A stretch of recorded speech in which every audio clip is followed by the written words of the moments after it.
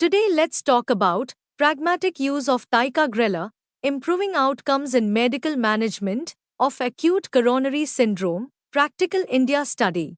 The utilization of ticagrelor in the medical management of acute coronary syndrome has been extensively explored in interventions such as percutaneous coronary intervention. However, its use in acute coronary syndrome without intervention remains inadequately explored. The Practical India study was initiated to address this gap, aiming to optimize ticagrelor's application in medical management in treating various cardiovascular conditions, particularly acute coronary syndrome. Coming to methods, this questionnaire-based survey was conducted among cardiologists in India. The questionnaire consisted of 8 questions specifically designed to collect data on the most effective and efficient methods for managing acute coronary syndrome with a focus on the optimal utilization of ticagrelor.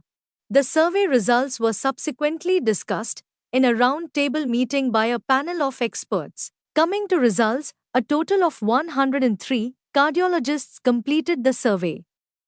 Among the participants, 70.9% preferred ticagrelor for not reperfused ST segment elevation myocardial infarction, and 58.3% of participants chose it for non-revascularized, non-ST segment elevation myocardial infarction. The participants commonly considered multiple stents, 76.7%, a high risk of stent thrombosis, 74.8%, and a history of previous revascularization, 63.1%, as the most significant factors for initiating ticagrelor. The most common factors limiting the effective use of ticagrelor were bleeding risk, 63.1%, and cost, 52.4%. In addition, 43.7% preferred transitioning acute coronary syndrome patients to ticagrelor without reperfusion after using a different P2Y12 inhibitor.